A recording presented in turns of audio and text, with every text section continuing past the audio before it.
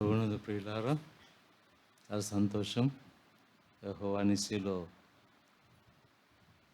మేము కూడా సహవాసం పాలు పొందటం, మీ ఉద్యోగం మాకు కూడా కాస్త కొంత ఉద్యోగకరంగా మాకు కూడా ఉన్నందుకై దేవుని నామానికి వందనాలు చెల్లిస్తున్నాం. మరి గతించిన దినం చాలా చక్కగా సంఘము ఆసక్తి చూసినప్పుడు, సంఘంలో ఉన్నటువంటి ఉద్యోగం చూసినప్పుడు, సంఘము ప్రభు కొరకై సిద్ధపడటం చూసినప్పుడు నా హృదయం నిజంగా మరి ఉప్పొంగింది. ఈ దాదాపు 40 సంవత్సరాల జీవితయాత్రలో చాలా సంఘాలు చూశాను, కానీ మెజారిటీ ఆఫ్ సంఘాలు ఏమవుతున్నాయంటే ఉద్యోగం కోల్పోతున్నాయి. తాను నించున్నాను తలుచుకున్నవాడు పడకుండా జాగ్రత్తగా చూచుకునేవాడిని. ఎప్పుడు సంఘాలు పడిపోతే చెప్పండి? ఎప్పుడు? నేను విన్నారు కదా 2 మాటలు. ఏంటి? వినయం లేకపోతే సంఘము, వ్యక్తిగతమైన జీవితము, కుటుంబ జీవితము, సంఘంలో మనకి ఇవ్వనటువంటి బాధ్యతలో మరి మనలో వినయం లేకపోతే సంఘాన్ని మనం పాడు చేసేవారుగా ఉంటాం కదా. రెండవ లక్షణం ఏంటి? వినిపించలే. నలిగిన హృదయం. జీవితంలో నలగొట్టబడకపోతే ప్రభువుకు మన సాక్షులుగా జీవించడం అసాధ్యం. అవునా కాదు? కాబట్టి మనం కోరుకోవాలా, ప్రభువా మరి నన్ను పరిశోధించి నా హృదయం తెలుసుకో, నన్ను పరీక్షించి నా ఆలోచన తెలుసుకో, ఆయాసకర మార్గం నాలో ఉన్నవేమో చూడు, నిత్య మార్గంలో నడిపించు అని ఎవరన్నారండి? భక్తుడైన దావీదు అన్నాడు. దేవుని సన్నిధిలో మనం ఎప్పుడు తప్పిపోతున్నామో, ఎప్పుడు దూరం అయిపోతున్నామో, ప్రభు సన్నిధిలో మనము తగ్గించుకొని, ప్రభువా నన్ను ఉంచు, నన్ను శిక్షించు, నన్ను మరి నీ దారిలోనికి తీసుకురా ప్రభువా, నాలో నీకు ఇష్టమైన ఏమున్నాయో మరి సరి చేసుకుంటూ అవకాశం ప్రభువా అని ప్రతి విశ్వాసి ప్రతి దినము తన జీవితంలో ఎక్సర్సైజ్ చేయవలసినటువంటి అతి ప్రాముఖ్యమైనటువంటి విషయం. సంతోషం. ఆదివార దినము ప్రభు దినము, ప్రభువు మహిమార్థమై ప్రభు కూర్చున్నటువంటి మరికొన్ని మాటలు, నిన్న చదవనటువంటి వాక్యం నుంచే మరికొన్ని మాటలు మనం చూద్దాం. చూడండి, యెషయా గ్రంథము 57వ అధ్యాయము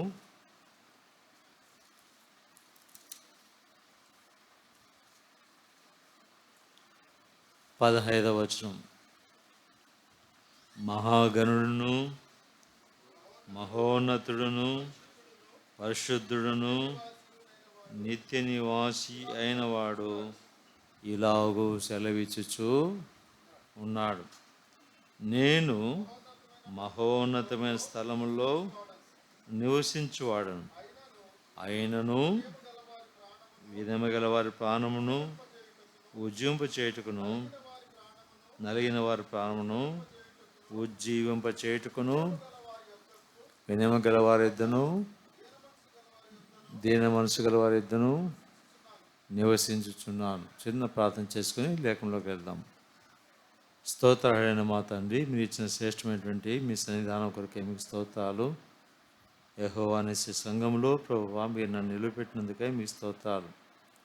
నన్ను ఖాళీ చేసి ప్రభువా నా నోట మీ మాట ఉంచి నా హృదయంలో మీ యొక్క ప్రభువా తండ్రి మెల్లనైన స్వరము ప్రభు వినిపిస్తూ తండ్రి నన్ను మీ యొక్క ఆదరణలో ఉంచుకొని సంఘానికి నాకు క్షేమకరమైనటువంటి వర్తమానములు మీరు దయచేయమని ప్రభువా ప్రార్థన చేస్తుంటుండగా, దేవా తండ్రి మరి చేరొచ్చిన ఆత్మలకు ప్రభువా తండ్రి మీ స్వరం నా స్వరం కాదు నాన్న వింపింప చేయమని మీకే వందనాలు స్తుతులు స్తోత్రాలు చెల్లిస్తూ చదవనటువంటి వాక్యాన్ని మాకు సమృద్ధిగా నానా ప్రభువా తండ్రి మరి పంచివ్వమంటూ యేసు ప్రభునామమున ప్రార్థిస్తున్నాం తండ్రి.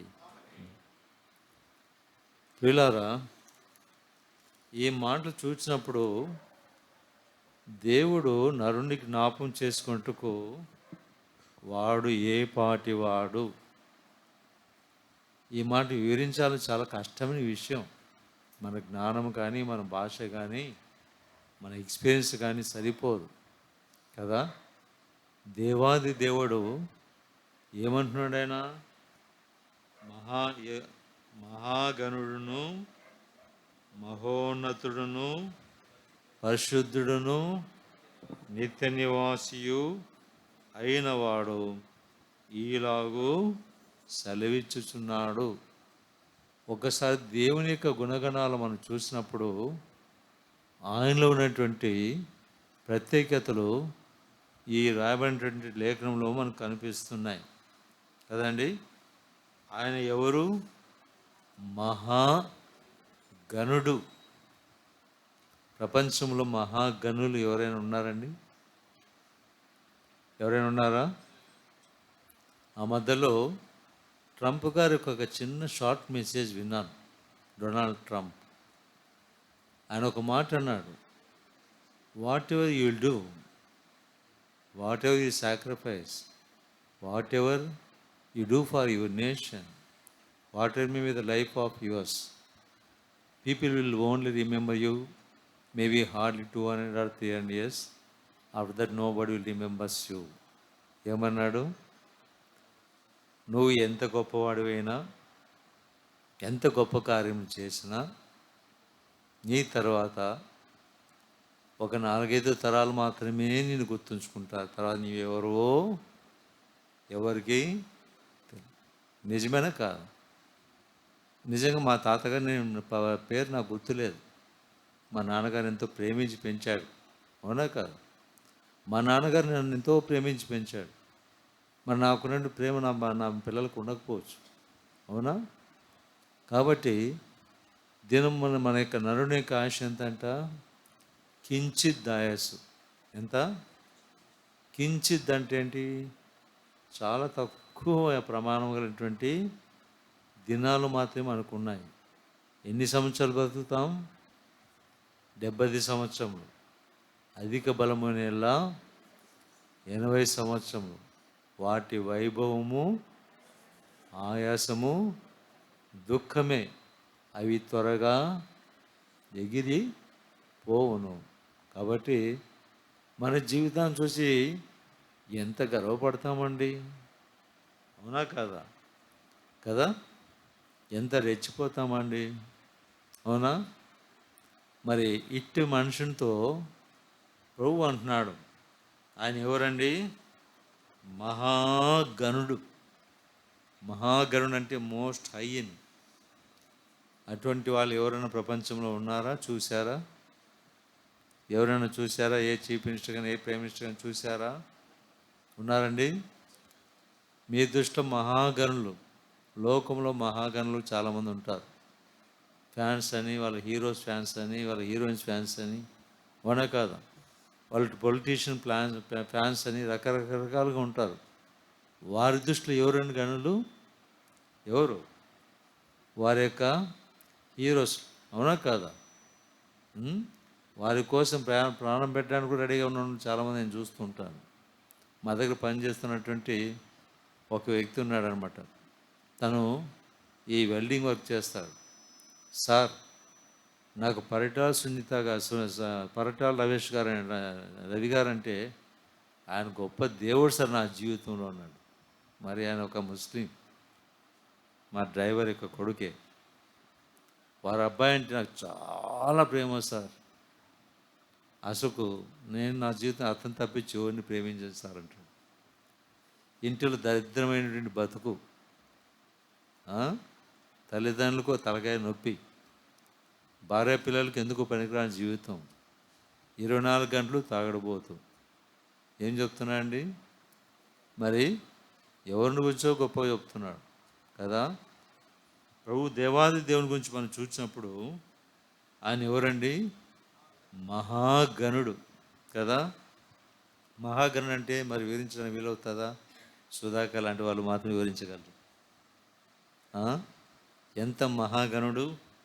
లేఖనంలో కొన్ని మనం చూద్దాం, చూడండి.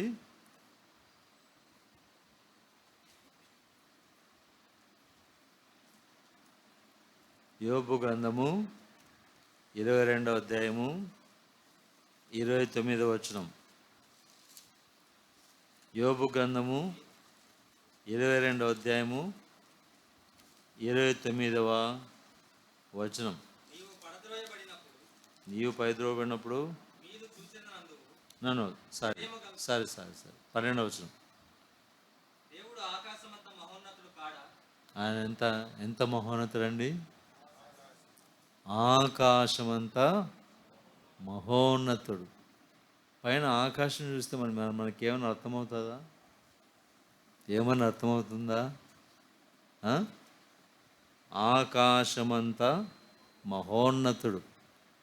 మరి ఆది కాండము చూస్తే దేవుడు ఆది యందు భూమి ఆకాశములను సృజించెను. అంటే ఆకాశమంతా మహోన్నతుడు. మరి సృజించింది ఎవరు? ఆయనే, అవునా కదా? మరి భూమి ఆకాశములను సృజించాను. చాలామందికి లోకంలో ఉన్న వారికి ఎన్ని ఆకాశాలు ఉన్నాయండి వారికి తెలియదు కదా. మానవుని యొక్క జ్ఞానం మొదటి ఆకాశానికి కూడా మరి రీచ్ కాలేదు, అవునా కాదా? ఆకాశం ఉంది, మధ్య ఆకాశం ఉంది, మూడవ ఆకాశము ఉంది కదా. మరి ప్రభువు తను వేవేల దూతలను తీసుకుని ఎక్కడికి వస్తాడు? ఆర్భాటముతోనూ ప్రధాన దూత శబ్దంతోనూ దేవుని బుర్రతోనూ పరలోకం నుండి ప్రభువు దిగి వస్తాడు. ఎక్కడ దిగి వస్తాడైనా?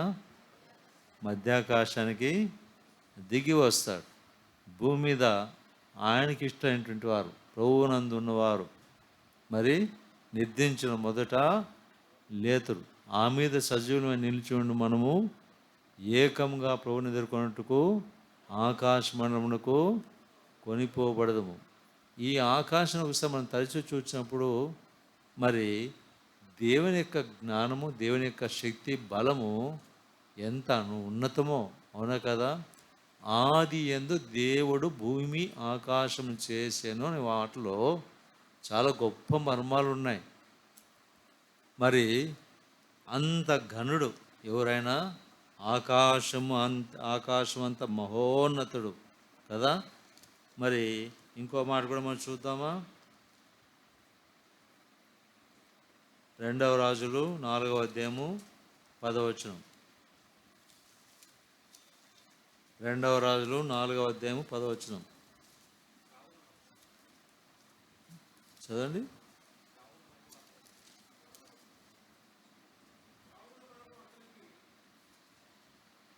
కాదు సరే, క్షమించండి.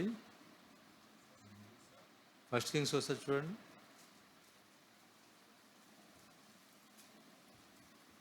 Not sorry. నెహెమ్యా గ్రంథము 4వ అధ్యాయం 14వ వచనం. సారీ, నెహెమ్యా గ్రంథము 4వ అధ్యాయము 14వ వచనం.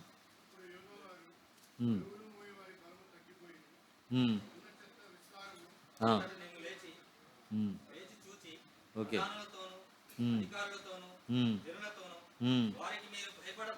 వారికి మీరు భయపడకుడి, మహాగణుడును భయంకరుడు. ఆయన ఎవరండి? మహాగణుడు. ఈ భూమిని చేసింది ఎవరండి? ఆది యందు దేవుడు భూమి ఆకాశం సృజించను. ఈ భూమిని చేసినటువంటి వాడు ఆయన మహాగణుడు, ఆయన భయంకరుడు. ఏం చేస్తున్నారు ఆడ? ఏం చేసుకోమని ఉంది అందులో? నెహెమ్యా ఏం చెప్తున్నాడు? ఆయనను జ్ఞాపకము చేసుకొనండి. ఎందుకోసము? మొదట్లో చెప్పారు కదా, ఎందుకోసము? వారికి మీరు భయపడుకుడి. మీలో ఉన్నవాడు లోకంలో ఉన్నవాని కంటే గొప్పవాడు. కాబట్టి ఆయన మహాగణుడును, అతి భయంకరమైనటువంటి ప్రభు. యోబు గ్రంథము 33వ అధ్యాయము 23వ వచనంలో వస్తుంది చూడండి. యోబు గ్రంథము 33:23. నరులకు యుక్తమైనది ఏదో దానిని వానికి తెలియచేయుటకు వేలాది దూతలలో గనుడగు ఒకడు వానికి మధ్యవర్తి ఉండిన ఎడల. ఒక మాట దీన్ని వివరంగా వెళ్ళాం, కానీ అది ఎవరి గురించి వ్రాయపడిందంటే యేసు ప్రభు గురించి వ్రాయపడింది కదా. నరులకు యుక్తమైనది ఏదో దాన్ని వానికి తెలియజేయుటకు ఎవరంటే అవసరము? వేలాది దూతలలో గనుడగు ఒకడు. వేలాది దూతల్లో గనులు ఎంతమంది ఉన్నారండి? ఒక్కరే ఉన్నారు, అవునా కాదా? హెబ్రీలకు రాసిన పత్రికలో అదే మాట మనకు కనిపిస్తుంది. హెబ్రీ మొదటి అధ్యాయంలో మనకు కనిపిస్తుంది చూడండి. హెబ్రీలకు రాసిన పత్రిక 1వ అధ్యాయము. ఆ గనుడు భూమి మీదకి వచ్చినప్పుడు ఏమి చేయాలని ఉంది చూడండి. ఎందుకోసం వచ్చాడో, ఎందుకోసం రావాలంట? నరులకు యుక్తమైనది ఏదో దాన్ని తెలియచేయుటకు. ఇదేంటండి? యుక్తమైనది కదా, ఏదో దాన్ని తెలియచేయుటకు వేలాది దూతలలో ఘనుడు. 6వ వచనం చూడండి, 1వ అధ్యాయం 6వ వచనము. మరియు ఆయన భూలోకమునకు ఆది సంభూతిని మరలా రప్పించినప్పుడు దేవుని దూతలందరూ ఆయనకు నమస్కారము చేయవలని చెప్పుచున్నాడు. ఈయన ఎవరండి? దేవుని దూతలంతా నమస్కారం చేయాలంటే చిన్నవానికి నమస్కారం చేస్తారా, పెద్దవాళ్ళకి నమస్కారం చేస్తారా? ఎవరు సాగిలపడతారు చెప్పండి? తనకంటే ఉన్నతమైన వ్యక్తికే కదా. తల్లిదండ్రులు వచ్చి పిల్లల కాళ్ళు ముక్కుతారా, పిల్లలు వచ్చి తల్లిదండ్రుల కాళ్ళు ముక్కుతారా? హైందవ సంప్రదాయంలో ఉంటుంది కదా. ఎవరు చిన్నవాళ్ళు పెద్దవారి మరి అది వారికి అభిమానంతో ఆ రకంగా గౌరవిస్తారు కదా. వేలాది దూతలలో ఆ దూతలందరూ ఆయనకు నమస్కరించాలని శ్రేష్టమైన మాట ఇక్కడ మనకు అనిపిస్తుంది. అలాగే 4వ వచనంలో కూడా మనకు అనిపిస్తుంది. దేవదూతల కంటే ఎంత శ్రేష్టమైన నామం పొందనో వారికంటే అంత శ్రేష్ఠుడై ఉన్నత లోకమందు మహామహుడగు దేవుని కుడిపార్శ్వమున కూర్చుండని. ఈ మాటలు ఎవరి గురించి రాయబడ్డాయండి? ప్రభు అయినటువంటి యేసుక్రీస్తు గురించి వ్రాయపడ్డాయి. కాబట్టి ఈయన ఎవరు? మహాగణుడు కదండి. ఇంకో మాట కూడా మనం చూద్దామా? మరి 7వ అధ్యాయం కలిసి ఇందాక చదివినటువంటి హెబ్రీలకు రాసిన పత్రికలో 7వ అధ్యాయం చూద్దాం. ఈయన ఎంత గనుడో చూడుడి ఉంది చూడండి. 7వ అధ్యాయము 3వ వచనం 4. అవును, ఇతడెంత గనుడో అంటే ఆయనతో పోల్చదగిన వారు ఎవరు లేరు. ఇతడు ఎంతో గనుడు. ఈ గనుడికి మరి మూల పురుషుని అబ్రహాం ఏం చేశాడంట? శ్రేష్టమైన వస్తువుల్లో కొన్ని 10వ భాగము ఇచ్చాడట. మరి రాజు సంహారం చేసి తిరిగి వస్తున్నప్పుడు ఎవరు ఎదుర్కొన్నారు? మరి యాజకుడు, దేవుని యాజకుడు ఎవరైనా మెల్కీసెదెకు మరి తను ఎదుర్కొన్నప్పుడు శ్రేష్టమైన వాటిలో 10వ భాగము అర్పించాడు. ఎవరు? అబ్రహాం. కాబట్టి ఈయన ఎవరు? ఎంతో ఘనుడు. కాబట్టి దేవునికి ఉన్నటువంటి లక్షణాలు మనం ధ్యానిస్తున్నాం కదా. మరి ఎంత ఘనుడో మరి వాక్యంలో మనం చూచాం. మరి అలాగే నెహెమ్యా గ్రంథము ఇందాక చదివాం కదా, 1:4 వచనం ఒకసారి చూడండి. నెహెమ్యా గ్రంథం. ఈ మాట విన్నప్పుడు కాదండి, ఒక్కొక్క సెకండ్.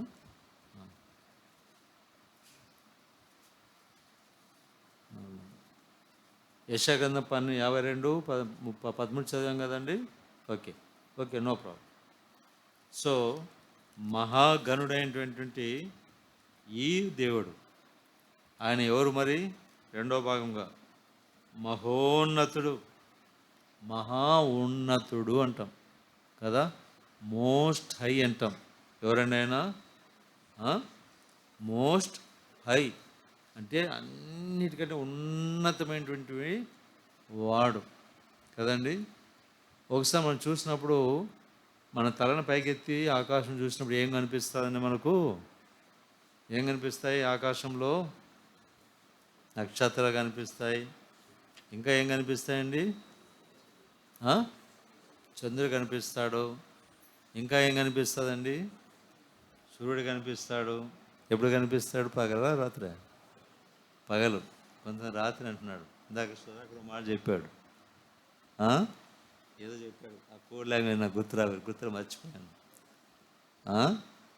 మరి మనకు కనిపిస్తున్నటువంటి చంద్రుడు మరి భూమి యొక్క ఉపగ్రహం, అవునా? మరి చంద్రుడు ఎన్ని చంద్రుడు కలిపితే ఒక భూమితో సమానం అండి?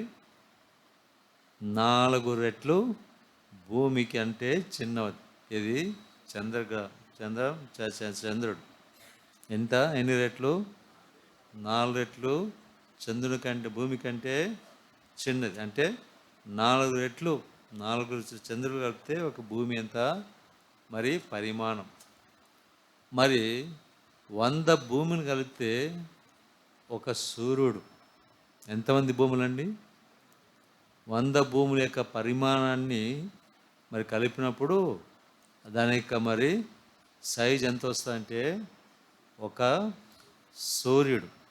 100 సూర్యులను కలిపారనుకోండి, ఒక నక్షత్రం. ఎంత? ఒక నక్షత్రం. మరి వీటన్నిటిని చేసింది ఎవరండి? దేవుడు కదా. మరి సౌర కుటుంబము అంటాం. సూర్యుడు ఉన్నాడు. సూర్యునికి ఏమున్నాయి? చుట్టూ తిరిగే గ్రహాలు ఉన్నాయి. సూర్యుడికి మరి చుట్టూ గ్రహాలు ఉన్నాయి. గ్రహాలకి ఏమున్నాయి? ఉపగ్రహాలు ఉన్నాయి. చంద్రుడు ఏం చేస్తున్నాడు? తన చుట్టూ తాను తిరుగుతున్నాడు. మరి ఎవరి చుట్టూ తిరుగుతున్నాడు? భూమి చుట్టూ ఆ గ్రహం తిరుగుతుంది, అవునా? ఎంత సమయం పడుతుంది? చంద్రుడు భూమి చుట్టూ తిరగడానికి ఎంత సమయం పడుతుందండి? 24 గంటలు, అవునా? భూమి తన చుట్టూ తాను తిరుగుతూ సూర్యుని చుట్టూ తిరగడానికి ఎన్ని రోజులు పడుతుందండి? ఎన్ని రోజులు పడుతుంది? 365+ దినాలు పడుతుంది. చూసారా? సూర్యుని ఒక దేవుని చేసేసారు, చంద్రుని ఒక దేవుని చేసేసారు, నక్షత్రాలని ఒక దేవుణ్ణి చేసేసారు. మరి 100 సూర్యులను కలిపితే ఒక నక్షత్రం అవుతుంది. ఈ 20,000 నక్షత్రాలు, 20,000 కోట్ల నక్షత్రాలు కలిపితే దాన్ని ఏమంటారు? గ్యాలక్సీ అంటారు. దాన్ని పాలపుంత అంటారు. ఎన్ని కోట్లండి? దానికోసమే అబ్రహాముతో దేవుడు అన్నాడు, నీకు చేతనైతే ఆకాశంలో ఉన్న నక్షత్రాలు నీవు లెక్కించు. ప్రభు ఎప్పుడు చెప్పాడు ఆ మాట? దాదాపు 4,000 సంవత్సరాల క్రితం మాట అబ్రహాంతో చెప్పాడు. ఇప్పుడు కానీ మన ఇన్ని 4,000 సంవత్సరాలు గడిచినా, ఇంత సైన్స్ విస్తరించినా, ఇంతగా సైన్స్ డెవలప్ అయినా కానీ మరి ఇంతవరకు ఇంత అని చెప్పగలిగినటువంటి ఖగోళ శాస్త్రజ్ఞులు ఎవరైనా ఉన్నారా? లెక్కింపగలిగిన వారు ఎవరైనా ఉన్నారా? ఎన్ని కోట్లు? 20,000 కోట్లు కలిపితే ఒక గ్యాలక్సీ అంటారు. దాన్ని పాలపుంత అంటారు. ఏంటి? పాలపుంత అంటారు. ఇట్లా గ్యాలక్సీలు 25 లక్షల గ్యాలక్సీలు కలిపితే ఈ గ్యాలక్సీ ఒక్క విషయం ఏంటంటే, ఈ గ్యాలక్సీ అనేది తన చుట్టూ తాను తిరగటానికి ఎంత సమయం పడుతుందంటే 25 లక్షల సంవత్సరాలు పడుతుంది. ఎన్ని సంవత్సరాలు? 25 లక్షల సంవత్సరాలు పడుతుంది. అలాగే ఎన్ని గ్యాలక్సీలు ఉన్నాయి? ఈ గ్యాలక్సీలన్నీ కలిపితే విశ్వము, లేకపోతే యూనివర్స్ అంటారు. ఎన్ని లక్షలు లేకపోతే ఎన్ని కోట్ల మరి గ్యాలక్సీలు ఉన్నాయి? 57,000 మరి లక్షల, 1,00,00,000 గ్యాలక్సీలు కలిపి విశ్వము అంటారు. ఎన్ని లక్షలండి? ఎన్ని కోట్లండి? 57,000 కోట్ల నక్షత్రాలు, ఈ గ్యాలక్సీలు కలిపితే దాన్ని విశ్వము అంటారు. అంటే దేవుడు ఎంత మహాగణుడో మనకు అర్థం కావటానికి ఈ సైన్స్ వేలు ఈ రకంగా మరి అంతా చదువుకున్న పిల్లలు ఉన్నారు, మరి జ్ఞానం కలిగి ఉన్నారు. కాబట్టి కొంచెం సబ్జెక్ట్ డివేట్ అవుతాను అనుకోకండి, మనకు అర్థం కావడం చెప్తున్నాం. కాబట్టి ఈ దీన్ని ఏమంటారంటే యూనివర్స్ తన చుట్టూ తాను తిరగటానికి 250 కోట్ల సంవత్సరాలు పడుతుంది. ఎన్ని కోట్లు? 250 కోట్ల సంవత్సరాలు పడుతుంది. ఏంటి ఈ యొక్క గ్యాలక్సీ అంటే ఏ కాదా, దాన్ని ఏమంటారు యూనివర్స్ తన చుట్టూ తాను తిరగటానికి. మరి మన దేవుడు ఎవరండి? ఆది యందు దేవుడు భూమి ఆకాశం సృజించాను. వీటిని సృజించిన వాడు ఎవరు? దేవుడు కదా. భూమికి నిర్మాణము పునాది వేయబడిపై నేను ఉన్నానని ప్రభువు మరి సామెత గ్రంథంలో మనకు రాయబడింది, అవునా కాదా? సమస్తము ఆయన మూలము కలిగాను, ఆయన లేకుండా ఏమీయూ కలగలేదు. ఆది కాండము 1వ అధ్యాయము 1వ వచనము, దేవుడు ఆది భూమి ఆకాశములకు పునాది వేశాను. తర్వాత ప్రతి దినము, తర్వాత ఒక్కో దినం ఒక్కొక్కటి ఆయన సృజించినట్టుగా మనకు తెలుస్తుంది. అంటే ఒక దినము ఈజ్ఈక్వల్ టు 250 లక్షల కోట్ల సంవత్సరాలు. ఎన్ని సంవత్సరాలు? అందులో ఆ కాల పరిమితి ఏంటంటే 2,50,000 కోట్ల మరి సంవత్సరాలు అందులో ఉన్నాయి ఒక దినంలో. మనం చాలా ఈజీగా చదివేస్తాం దేన్ని? వాక్యాన్ని కదా. మొదటి దినం దేవుడు అది చేశాడు, రెండో దినం ఇది చేశాడు, మూడో దినం ఇది చేశాడు అని. ఒక దినము ఈజ్ఈక్వల్ టు బైబిల్ లెక్క ప్రకారము, మరి బైబిల్ ఎదిగినటువంటి శాస్త్రవేత్త లెక్క ప్రకారము 250 లక్షల కోట్ల సంవత్సరాలు. మరి ఈ రకంగా చూసినప్పుడు దేవుడు ఎంత గొప్పవాడు. పౌలు ఒక మాట అన్నాడు, మరి నేను ఒక మనిషిని ఎరుగుదును, అతడు శరీరంతో కొనబడినో శరీరం లేక కొనుక్కోబడినో నాకు తెలియదు. ఎక్కడికి వెళ్ళాడంట? 3వ ఆకాశానికి వెళ్ళాడట.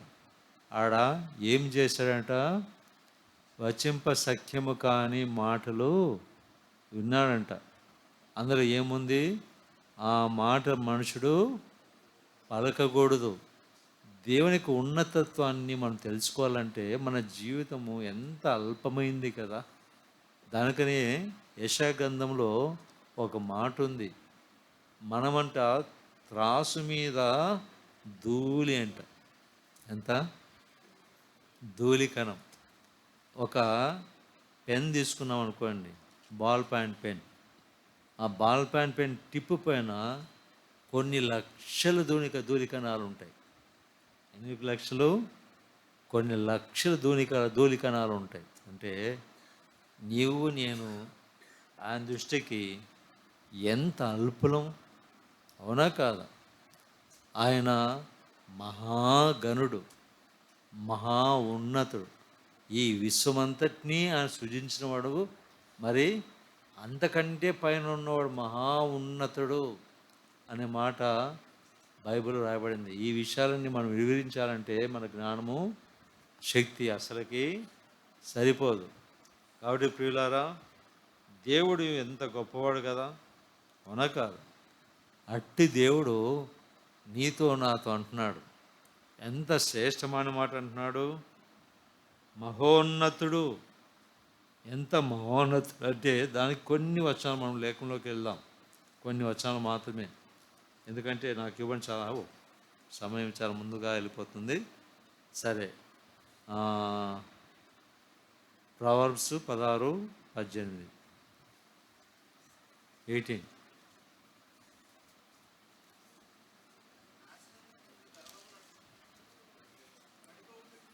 చాలు చాలు చాలు చాలు. మనం ఒక్కసారి ఎంత గర్వంగా మాట్లాడతాం కదా. ఆ? అవునా కాదా? అంతా తెలుసు, నీకేం తెలుసు, నాకు తెలుసు అంటాడు. అవునా కాదా? మరి మనిషి యొక్క జ్ఞానం ఎలా ఉందంటే ఇలా ఉంది. ఒక్కసారి మరి డ్యూటరానమీ ద్వితీయోపదేశకాండం 32వ అధ్యాయం 8వ వచనం చదవండి. త్వరగా నాకు ఇవ్వని సమయం ముందుకు వెళ్ళిపోవాల్సి వస్తుంది కాబట్టి అంత వివరించడానికి మరి సమయం కుదరకపోవచ్చేమో. చదువుతుంది. మహోన్నతుడు జనులకు వారి స్వాస్థ్యమును విభాగించినప్పుడు, నరులను ప్రత్యేకించినప్పుడు, ఇశ్రాయేలు లెక్కను బట్టి ప్రజలకు సరిహద్దు నియమించిన ఆయన మహాగణుడు, మహోన్నతుడు. ఈ భూమి మీద ఏమి చేశాడు ఆయన? ఇది నా దేశము అంటారు, నా మాతృ దేశము అంటారు, నా సనాతన సంప్రదాయము అంటారు, నా సనాతన సంస్కృతి అంటారు, నాది గొప్ప దేశము అంటారు. ఏముంది అక్కడ? భూమిని పంచిచ్చింది ఎవరు? ఎవరికి పంచిచ్చాడు? స్పష్టంగా ఒక మాట చదవండి అక్కడ, ఇంకోసారి చదవండి. నరజాతులను. మన ఇండియాలో ఉండాలని మనల్ని ప్రత్యేకపరిచి ఇక్కడ మనం పెట్టాడు. ఆఫ్రికా వాళ్ళని ఆఫ్రికాలో పెట్టాడు. వీళ్ళంతా జాతులేనా? వీళ్ళు నరజాతులే కదా, వీరంతా మనుషులే కదా. వీరందరికీ ఏం చేశాడంటే ఆయన, చదవండి, ప్రత్యేకించి ఏం చేశాడు? ఇశ్రాయేలు లెక్కను బట్టి ప్రజలకు సరిహద్దులు నియమించాడు. ఇండియాలో వాళ్ళంతా నల్లగా ఉంటారా? ఉండరు కదా. యూరోపియన్స్ అంటే నల్లగా ఉంటారా? ఉండరు. అవునా? అమెరికన్స్ నల్లగా ఉంటారా? ఉండరు. ఆఫ్రికన్స్ తెల్లగా ఉంటారా? ఉండరు కదా. మరి వీళ్ళందరికీ హద్దు నియమించి వారి ప్రదేశాలను ఇచ్చింది ఎవరండి? దేవుడు. ఆయన ఎవరైనా మహోన్నతుడైనటువంటి దేవుడు. అలాగే యోబు గ్రంథము 22:12 త్వరగా వెళ్దాం అండి. యోబు గ్రంథము 12 చూడండి, లేదంటే 17 చూడండి. యోబు దేవుడు ఆకాశంతో మహోన్నతుడు కాడ. అలాగే నక్షత్రములు ఔన్నత్యము చూడుము, అవి ఎంత పైగా ఉన్న. ఇందాక నక్షత్రం గురించి మీకు చెప్పాను. అవి దేవుని యొక్క సృష్టి కార్యములే. ఆకాశం అంత ఉన్నతుడు, మహోన్నతుడు. అలాగే 36వ అధ్యాయము 26వ వచనం చదవండి త్వరగా. ఆలోచించుము, దేవుడు మహా ఉన్నతుడు. మనము ఆయనను గుర్తుంచుకోండి, ఆయనను ఎరగం. ఆయన సంవత్సరముల సంఖ్య మితి లేనిది. ఒక విషయం మీకు తెలుసా? ఇప్పుడు మనం చూస్తున్నట్టు భూమి మరి ఎన్ని ఏళ్ళ సంవత్సరం ఉంది దీనికి? భూమి యొక్క వయసు ఎంత? ఈ భూమి మీద ఆదాము హవ్వ సృజించబడ్డారు. వారి వయసు యొక్క కాల పరిమితి ఎంత? ఇప్పటికి ఎన్ని సంవత్సరాలు అంటే అది సుమారుగా? కొంతమంది పండితులేమో 6000 సంవత్సరాలు అయిందంటారు. కొంతమంది పండితులేమో దాదాపు 9000 సంవత్సరాలు, 6000 సంవత్సరాల మధ్యలో, 9000 సంవత్సరాల మధ్యలో ఆదాము హవ్వలు ఉన్నారని కొంతమంది పండితులు అంటుంటారు. ఏది ఏమైనా కానీ అంత మునుపు సృష్టి ఉందా? అంతకుముందు భూమి ఉందా? చెప్పండి, ఉందా లేదా? కొందరు లేదంటున్నారు, కొంతమంది ఉందంటున్నారు. ఉందా లేదా? ఉంది. అంతకుముందు సృష్టి ఉంది. డైనోసార్లు మనం చూస్తున్నామా? ఉన్నాయా లేవా? రకరకాల జంతువులు ఉన్నాయా లేవా? ఉన్నాయా? వాటి అవశేషాలు మనకు దొరుకుతున్నాయి కదా. అవి ఎప్పటివి? ఈ సృష్టి ముందు ఇంకో సృష్టి ఉన్నట్టుగా ఇర్మియా గ్రంథంలో మనకు కనిపిస్తుంది. చూడండి, ఇర్మియా గ్రంథం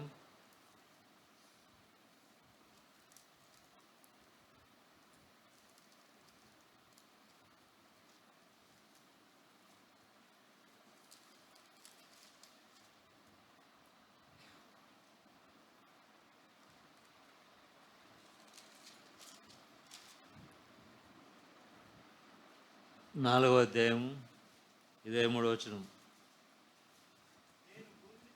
నేను భూమిని చూడగా అది నిరాకారంగాను శూన్యంగాను ఉండెను. ఆకాశంతో చూడగా అచ్చట వెలుగు లేకపోయాను. పర్వతం చూడగా కంపించుచున్నవి, కొండలని కదులుచున్నవి. నేను చూడగా నరుడు ఒకడునూ లేకపోయాను. ఆకాశ పక్షుని ఎగిరిపోయి ఉండెను. నేను చూచుండగా ఫలవంతమైన భూమి ఎడారి ఆయను. అందులోని పట్టణంలోని యెహోవా కోపాగ్నికి నిలువలేక ఆయన ఎదుట ఉండకుండా దీని గురించి ఏం చెప్తారండి? మరి 10-20 అడుగులటువంటి 20 అడుగుల ఎత్తున్నటువంటి మనుషుల యొక్క అవశేషాలు దొరుకుతున్నాయా? డైనోసార్ల అవశేషాలు దొరుకుతున్నాయా? ఇవన్నీ ఎప్పుడున్నాయి? ఇంత మునుపు భూమి ఉంది, ఇంతకుముందు సృష్టి ఉంది. దేవుడు నాశనం చేశాడు. ఈ సృష్టికి ముందు భూమి ఉంది. వాటిని దేవుడు ఏం చేశాడట? పడగొట్టేసి యెహోవా కోపాగ్నికి నిలవలేక ఆయన ఎదుట ఉండకుండా పడగొట్టబడి ఉండేను. సంతోషం. మరి చూసారా, ప్రభు యొక్క మహాశక్తిని గురించి మనం ఒకసారి ధ్యానిస్తుంటే ఆయన ఎంత గొప్పవాడో, ఎంత మహోన్నతుడో, తర్వాత ఆయన పరిశుద్ధుడు. ఎవరండి ఆయన? ఆయన పరిశుద్ధుడు. ఆయన సింహాసనం ఎక్కువ ఎక్కడుంది? అత్యున్నతమైన సింహాసనం నేను ప్రభువుని చూచితినని ఎవరన్నారండి? యెషయా కదా, బయట గ్రంథంలో కూడా ఉంది. అంత లోతుకి వెళ్ళలేను, కాస్త త్వరగా ముందుకు వెళ్ళిపోతున్నాను. కాబట్టి ఆయన పరిశుద్ధుడు, ఆయన నిత్య నివాసి. ఈ 2 మాటలు మనం చాలండి. మహాగణుడు, మహోన్నతుడు. ఇలాగ సెలవిచ్చున్నాడు, నేను మహోన్నతమైన పరిశుద్ధ స్థలములలో నివసించువాడను అయినను వినయం గల వారి ప్రాణమును ఉజ్జీవింప చేయుటకును, నలిగిన వారి ప్రాణమును ఉజ్జీవింప చేయుటకును, విలమయం గలవారి యొద్దను దీన మనసు గలవారి యొద్దను నివసించుచున్నాను. అంత గొప్ప దేవుడు ఎవరితో నివసిస్తున్నాడండి? నీవు నరుని లక్ష్యపెట్టుటకు వాడు ఏ పాటి కదా.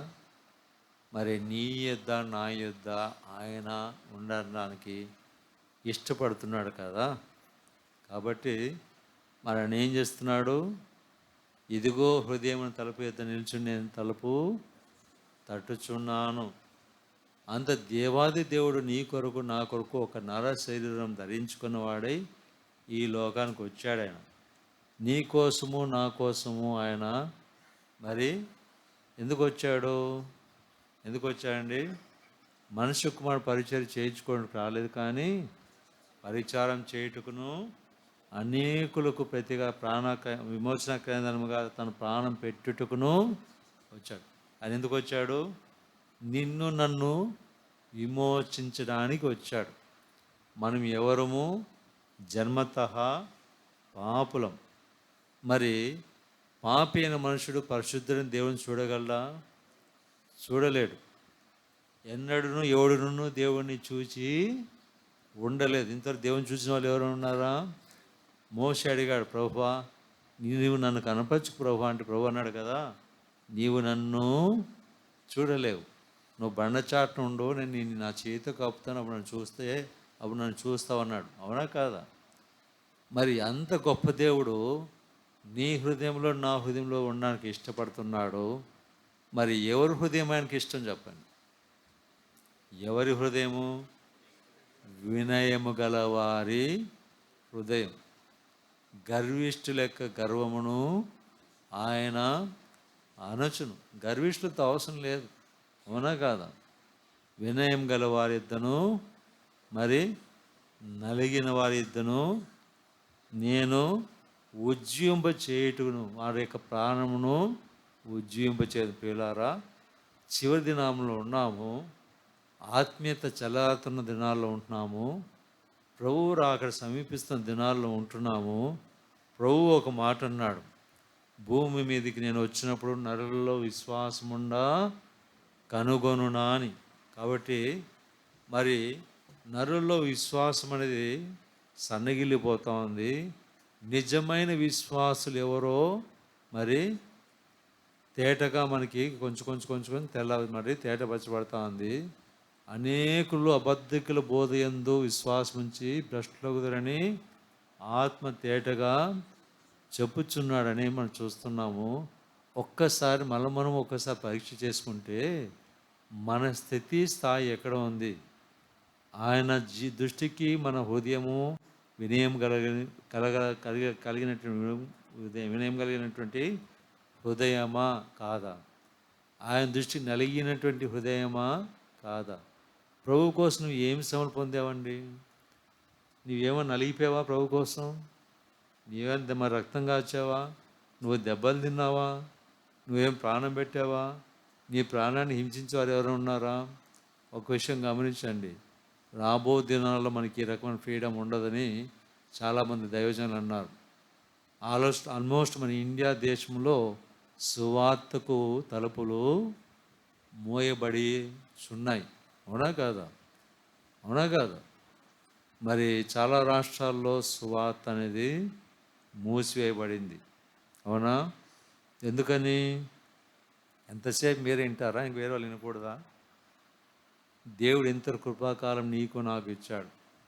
కాబట్టి ఈ చివరి దినాల్లో ఉన్నటువంటి మనము ఆయన ఒకే మాట అంటున్నాడు, వినయం గల హృదయములని ఉద్యమం చేస్తాడు. మన జీవితంలో ఉద్యమం రావాలంటే, నీవు మండుచూ ఉండాలంటే నీలో ఏం అవసరమో వినయం. నీలో ఎవరు ఉంటారు? ఆయనే ఉంటాడు. నిన్ను ఉజ్జీవింప చేస్తాడు. నీ ఉజ్జీవించబడినప్పుడు నువ్వేమవుతావు? అనేకులకు ఆశ్చర్యకరంగా ఉంటావు కదా. నీ హృదయం మండుతుంది అనుకోండి, నువ్వేం చేస్తావు? ఇతరులను కూడా మండిస్తావు. అవునా కాదా? అలాగే నీ మరి ప్రభు కోసం నువ్వు ఎన్ని శ్రమలు పడ్డావో నువ్వు అంతగా ఉద్యోగ జీవితాన్ని నువ్వు గడుపుతావు, ఉజ్జీవింపబడతావు, అంతగా ప్రభువుతో సమీపంగా ఉంటావు, అంతగా ప్రభువుతో పాటు నువ్వు నడుస్తావు. వారితో నేను ఉందును, విరిగిన మరి వినయం గల వారి దగ్గరను వినయం గల వారి ఇద్దరు, దీన మనసు గల వారి ఇద్దరు నేను నివసింతును అంటున్నాడు. ఒకసారి మిమ్మల్ని మీరు పరీక్ష చేసుకోండి. మనము ఎంత దగ్గరగా ఉన్నాము ఆయన దృష్టికి, ఎంత సమీపంగా ఉన్నాము ఆయన దృష్టికి. రేపు పొద్దున ఆయన వస్తాడు. మనలో ప్రతి వాడును తను కూర్చున్న లెక్క అప్పగింపవలసి ఉన్నది. ఆయన ఎదుట మనం నిలబడినప్పుడు ధైర్యంగా తలెత్తుకొని నిలబడగలమా? మరి నీ గురించి నువ్వు ఏం సాక్ష్యం చెప్పగలవా? వస్తున్నాం, పోతున్నాం, ఆదివారం సంఘానికి సమకూడి రావాలా. ఎందుకోసము? సహవాసం కోసం. సహవాసం చేయని మనం ఏం చేయాలా? సందేశాన్ని వినాలా. మనం ఏం చేయాలా? స్వపరీక్ష చేయించుకోవాలా. స్వపరీక్ష చేసిన తర్వాత ఏం చేయాలా? తిరిగి సమర్పించుకోవాలా. కాబట్టి సమయం కొంచెం అల్పంగా ఇవ్వబడింది కాబట్టి లోతైన విషయాలకు వెళ్ళటానికి కుదరట్లేదు. కాబట్టి 2 విషయాలు, ఘనురాలైనటువంటి షునేమీరాలని ఒక మాట వాడబడింది. ఎక్కడ? రాజుల గ్రంథంలో. ఎవరు? ఘనురాలైన షునేమిరాలు. ఆ మాట ఎవరు పెట్టారండి? ఎవరు పలికారు? దేవుని గ్రంథంలో రాయించబడింది. ఆమెగా చెప్పుకోలేదు. అవునా కాదా? ఎందుకని? ఆమె ఎవరిని ప్రేమించింది? దైవజనులను ప్రేమించింది. ఏం చేసింది? తన ఇంటి మీద ఇల్లు కట్టింది. అవునా? మా దేవుడికి చేసినట్టుగా ఆమె ఏం చేసింది? పరిచర్య చేసింది. పాత నిబంధనలో ఒక స్త్రీని మనం చూస్తున్నాం, ఘనురాలైన షునేమీరాలు కదా. మరి ఆమె పేరు శాస్త్రంగా బైబిల్లో ఉంది. అలా కొత్త నిబంధన చూడు, ఘనత వహించిన ఓ థియోఫిలా అని మరి పేతురు రాసిన మరి మార్కు రాసిన సువార్తలో మొట్టమొదట లూకా రాసిన సువార్త క్షమించండి, మొట్టమొదటి పదమే ఘనత వహించిన ఓ థియోఫిలా. అదే మాట మరి అపోస్తల కార్యములకు వెళ్ళినప్పుడు మొదటి వర్షం చదివినప్పుడు ఘనత వహించిన ఓ తెయోఫిలా అని లేదు అక్కడ, ఓ తెయోఫిలా అనింది అనే మాట వ్రాయపడింది. అంటే థియోఫిలాలో ఏముంది? ఘనత వహించాడు. అంటే తను కూడా దేవుని యందు భయభక్తులు కలిగినటువంటి వాడు. కాబట్టి ఆయన ఘనత కలిగిన వాడు, మహాగణుడు, మహోన్నతుడు కదా. మనం కూడా ఎలా ఉండాలని కోరుకుంటున్నాడు ఆయన? మనం కూడా గనులై ఉండాలని కోరుకుంటున్నాడు. దేవుని దృష్టికి, ఎవరి దృష్టికి? మనుషు దృష్టికి కాదండి. రెండు నాణెములు వేసినటువంటి పేద విధవరాలు దేవుని దృష్టికి ఎలా కనిపించిందండి? ఎలా కనిపించింది? విధవరాలు వీధి కంటే గొప్పగా, అంటే ఘనత కలిగినటువంటి మరి గనురాలుగా దేవుని ప్రభు దృష్టికి కనిపించింది. అవునా కాదా? మరి మనము అలాగున్నామా లేదా? ఈ లోకంలో ఘనతగా దేవుడు కోరేది, మనం గనులుగా ఉండాలని కోరుకుంటున్నాడు. అయినను వినయం గల వారిద్దను మరి నలిగిన వారిద్దరు నేను నివసించుదును అంటున్నాడు. కాబట్టి జీవితంలో మన యొక్క ఆత్మీయత మనం కోల్పోకోకుండా ప్రభువుకు ఇష్టలుగా మనం బతకాలని, ఘనత కలిగినటువంటి వారుగా ఉండాలని ఆయన ఏం చేస్తున్నాడు? పరిశుద్ధుడు నిత్య నివాసి అయిన వాడు ఇలాగ చెలవిచ్చున్నాడు, నేను మహోన్నతమైన పరిశుద్ధ స్థలంలో నివసించువాడను. ఆ నివాసం ఎక్కడ? మహోన్నతమైన పరిశుద్ధ స్థలంలో ఉన్నాడు. అయినను ఎక్కడ ఉంటానన్నాడు? వినము గల వారి ప్రాణం ఉజ్జీవింపు చేయుటకును, నలుగురు ప్రాణమును ఉజ్జీవింపు చేయుటకును, వినము గల వారిద్దరు, దీని మనసు గల వారిద్దరు నివసించుచూ ఉన్నాను. నీ హృదయంలో నివసిస్తూ ఉన్నాడా లేదా అని నిన్ను నీవు పరీక్ష చేసుకోవటము క్షేమకరం. నిజంగా నీవు నీ హృదయంలో ఆయన ఉంటే నీళ్ళేముంటుంది? వినయంతో పాటు జీవితంలో ఉద్యోగం ఉంటుంది. నలిగిన జీవితం ప్రభువు కోసము అనేక శ్రమలు ఈ లోకంలో మనం అనుభవించవలసి ఉన్నదని, అప్పుడే మనం దేవుని ప్రభు యొక్క రాజ్యం ప్రవేశిస్తామని అనుభవపూర్వకంగా ఎవరు చెప్పారని మాట? మరి పౌలు చెప్పారు. అనేక శ్రమలు అనుభవించి మనం దేవుని రాజ్యంలో ప్రవేశింపాలను. ఒక మాట అన్నాడు పౌలు యొక్క జీవితంలో, ఆఖరి చర్మాంకంలో ఒక మాట అన్నాడు, మంచి పోరాటం పోరాడుతని, నా పరుగు కడముట్టించుతని, విశ్వాసము కాపాడుకుంటుని, ఇక మీద నా నిమిత్తము నీతి కిరీటము ఉంచబడి, నా నిమిత్తమే కాకుండా మరి ఎవరి కోసమంట? పౌలులాగా పోరాడిన వారి కోసము ఉంది. 12 మంది శిష్యులు ఏమయ్యారు? వాళ్ళు ఏమయ్యారండి? ప్రభు యొక్క 12 మంది శిష్యులు అపోస్తలులు ఏమయ్యారు? ప్రతి ఒక్కరూ హతసాక్షులయ్యారు. వారు హతసాక్షులయ్యారు కాబట్టి మన భారతదేశం తోమ వచ్చాడు, హతసాక్షి అయ్యాడు. ఇప్పుడు మనం క్రైస్తవులుగా మారాం. అవునా కాదా? మరి కొలెస్ట్రాల్ రాష్ట్రం పత్రికలో మాట ఉంటుంది, రక్తం చిందించినంతగా మీరు ఇంకనూ పాపంతో మీరు పోరాడటం లేదు. అనుభవం మనకుందా? అనుభవం లేదు. అంటే ఇంకా మనం రక్తం చిందించట్లేదు ప్రభు కోసము. మనం ఈ ఒక్క చుక్కగానే రక్తం ఒలిగించలేదు, దెబ్బలు తినట్లేదు, కష్టాలు పడట్లేదు. నార్త్ ఇండియాలో జరుగుతుంది కదా, అనేక మంది ఇండ్లు, మణిపూర్లో అదే కదా జరిగింది. వారు రక్తాన్ని చిందించారా లేదా? మహా ఘనతకు వారు మరి ఏర్పాటు చేయని వారు. మనం సుఖంగా వస్తున్నాం, ఆయన సన్నిధిలో గడుపుతున్నాం, పాటలు పాడుతున్నాం, కానుకలు చెల్లిస్తున్నాం, మరి పరీక్షల్లో పాలు పొందుతున్నాం. ఒక్కసారి మన స్థితి ఎక్కడ ఉంది? ఎగ్జామ్ కండక్ట్ చేస్తారు కదా, ఎగ్జామ్ కండక్ట్ చేసినప్పుడు మరి ఏముంటుంది? రిజల్ట్స్ ఉంటుంది. రిజల్ట్స్లో ఏముంటుంది? హైయెస్ట్ మార్క్స్ కదా, అవునా? Distinction, first class, second class, third class, మరి ఫెయిల్. ఏ కేటగిరీలో మనము ప్రభు మనకి మార్కులు వేస్తే ఏ కేటగిరీలో ఉంటామో ఒకసారి మనము పరీక్ష చేసుకోవటము మంచిది. ప్రభు ఒక్కటి మాత్రం కోరుతాం, నమ్మకమైన వానికి మెండి అయిన దీవెనలు కలగడం. కాబట్టి ప్రియులారా, ప్రభు వైపు చూద్దాం, మరి ప్రభువుకి ఇష్టలుగా బతుకుదాం. ఆయన ఎప్పుడు మనం పిలుస్తారో మనకు తెలియదు కనుక ప్రభువు కోసం ఉజ్జీంపబడి మరింత మరి ప్రభు కోసము ప్రయాసపడదాం. ఇంకనూ మనలో ప్రభు మనల్ని కాక ఎవరిని చూపించాలట? క్రీస్తుని చూపించాలంట. ఒక భక్తుడు ప్రార్థన చేశాడు, ప్రభువా మనుషుల్లో నాలుగు నన్ను కాక నాలుగు నిన్ను చూచుడు సహాయం చేయ ప్రభు అని ప్రార్థన చేసేవాడట ఒక భక్తుడు. మనం కూడా అలా ప్రయత్నం చేయాలి. అలాగ ప్రార్థన చేసేవారు విన్నాం. చాలామంది సేవ చేసి వెళ్ళిపోయారు. ఎంతమంది మనకు గుర్తున్నారు? ఏ చార్లెస్ స్పర్జనో, తర్వాత బిలీగ్రామ్ గారో, జార్జ్ ముల్లర్ గారో కదా, కొంతమంది మాత్రమే మనకు గుర్తున్నారు. అంటే వారు ప్రభు కోసం ఎంతో గొప్ప సేవ చేశారు. అంటే ఎన్నో రెట్లు మరి వారు సేవ చేశారు. అవునా కాదా? వారితో పోల్చుకుంటే మనం ఏ స్థితి ఏ స్థాయిలో ఉన్నాం ఒకసారి మనం పరీక్ష చేసుకోవటము మంచిది. కనుక దేవుడు ఇంకనూ నీతోనే ఉన్నాడు కనుక ఇంకనూ నీ హృదయాన్ని ఆయన ఎలా ఉండాలని కోరుకుంటున్నాడు?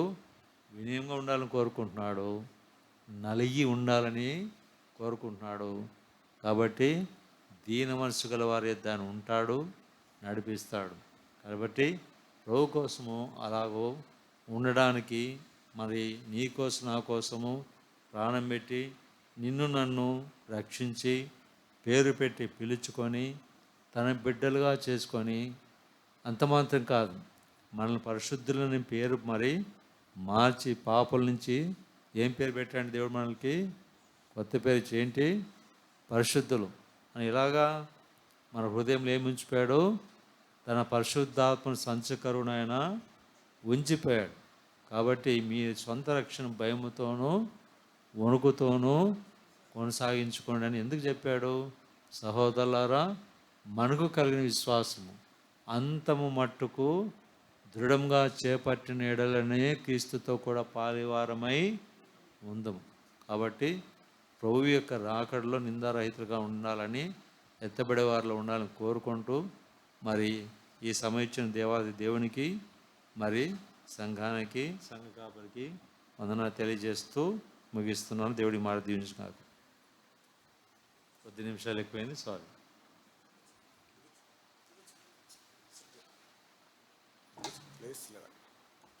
ప్రార్థన చేసుకుందాం. తల వంచండి. ప్రార్థన.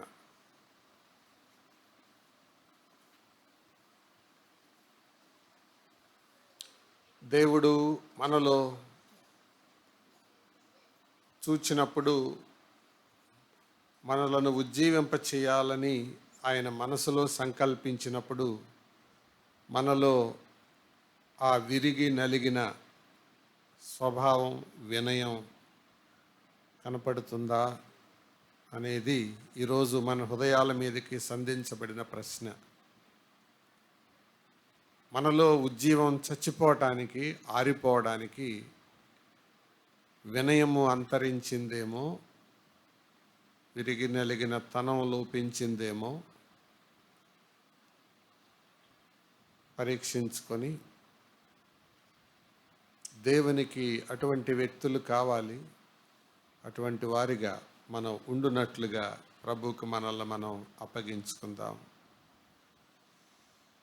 దేవుడు మన మధ్యలో ఉండగా, అందరి హృదయములను ఎరిగిన వాడై ఉండగా, ఆయన కొరకు ఒక స్థిరమైన, దృఢమైన తీర్మానాన్ని కలిగి మనం జీవిద్దాం. దేవునికి మనుషులు కావాలి, వాళ్ళు వినయులు, విరిగి నలిగిన వారు. వారిని ఉజ్జీవింపచేస్తాడు, వారి ద్వారా ఉజ్జీవాన్ని తెస్తాడు.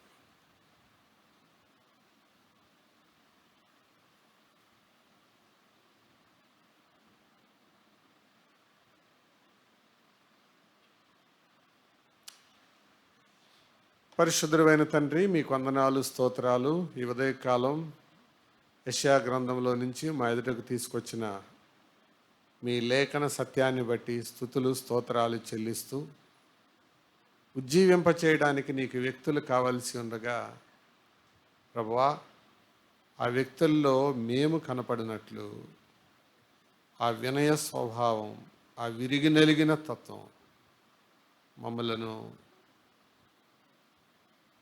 ఆవరించి ఉండునట్లుగా ఆత్మ ద్వారా నడిపించండి. ఇంకా కొన్ని సందర్భాలలో, కొన్ని సమయాలలో అది లోపిస్తూ ఉండగా ప్రభువా, ఇంకనూ మమ్మలను మీ ఆత్మ అధ్యక్షత క్రింద, అధికారం క్రింద, క్రమశిక్షణ కింద ఉంచి మమ్మలను ఉజ్జీవింపచేసి మా ద్వారా ఇతరులు ఉజ్జీవించబడినట్లు కృప పాలించమని వాక్యం అందించిన మీ దాసును కూడా బలపరిచి తన వృత్తిలో అలాగే సంఘములో మంచి పాత్రగా వాడబడినట్లు కృప దయచేయమని అనారోగ్యంగా ఉన్న బిడ్డలను మీ కృపాసన దగ్గర తీసుకొని వస్తూ ఈ వారంలో మా ఎదుట ఉన్న పనులు ప్రయాణాలు పరిచర్యల్లో మీ తోడిచ్చి నడిపించమని మా ప్రభువు రక్షకుడైన యేసుక్రీస్తు నామమున వినయంతో నిరీక్షణతో వేడుకుంటున్నాము తండ్రి. ఆమేన్. తండ్రి అయిన దేవుని ప్రేమ, ప్రభువు రక్షకుడైన యేసుక్రీస్తు కృప, పరిశుద్ధాత్మని సన్నిధి, సహవాసం, సమాధానం సదా మనకు తోడై ఆయన ఉజ్జీవించే వ్యక్తులుగా మనం బ్రతుకున్నట్లు సహాయం చేసి నడిపించునుగాక. ఆమేన్. మంచిది. అందరికీ వందనాలు. దేవుని వాక్యాన్ని మనతో పంచుకున్న సహోదరుని